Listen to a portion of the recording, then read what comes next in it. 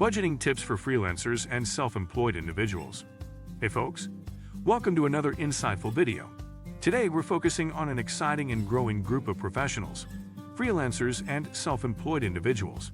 If you fall into this group or aspire to, then you'll know that with the flexibility of freelancing comes the responsibility of managing your own finances. In this video, we're going to tackle one of the most important aspects of financial management, budgeting. But not to worry, whether you're a seasoned freelancer or just starting, we've got some helpful tips and strategies to keep your financial health in check. Let's dive right in. The freelance lifestyle, financial challenges. Being your own boss is amazing. You have the flexibility to choose your projects, work at your own pace, and often from any location you want. But along with these perks comes some unique financial challenges. Your income may vary from month to month, and you're responsible for managing all your expenses, taxes, and retirement savings. But with some planning and discipline, you can overcome these challenges and thrive as a freelancer. Setting up a personal budget. Basics. First things first, let's talk about the concept of budgeting. A budget is a plan for your money. It helps you understand where your money is coming from, where it's going. Most importantly, it helps you plan and control these cash flows. This is particularly important for freelancers, as your income may not be as steady as someone with a 9-to-5 job. So how do we go about creating a budget? Well, the three key elements of any budget are income, expenses, and savings. We're going to delve deeper into each of these elements in the following segments. Estimating income, dealing with uncertainty. Unlike a regular salary, freelance income can be unpredictable. Some months you might earn more, and some months less. The first step to budgeting is to estimate your average monthly income.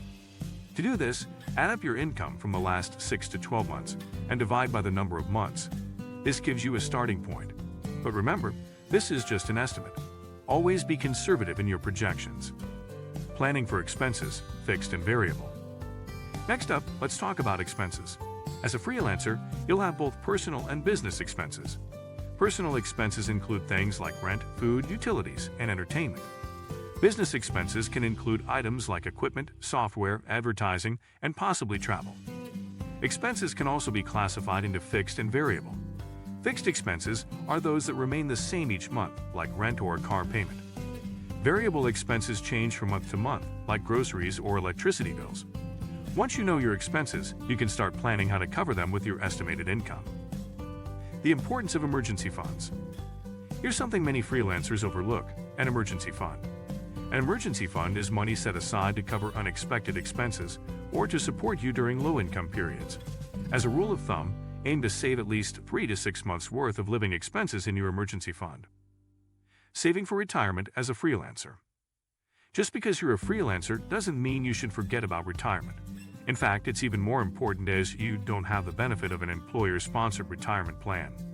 There are various retirement savings options available for freelancers and self-employed individuals. Start exploring these and make retirement savings a line item in your budget. Effective tools for freelance budgeting. Now that you know what to include in your budget, you might be thinking, how do I keep track of all this?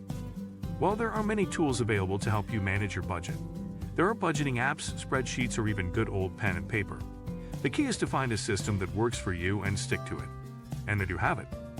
By understanding and implementing these budgeting tips, you can take control of your freelance finances. Remember, a good budget is the cornerstone of your financial well-being. It might seem intimidating at first, but with time and practice, it will become second nature. If you found this video useful, hit that like button. And don't forget to subscribe for more videos packed with practical advice for freelancers and the self-employed. And if you know someone who might benefit from these tips, be sure to share this video with them. So until next time, keep hustling, stay dedicated, and remember, your freelance journey is uniquely yours. Make it count. See you in the next video.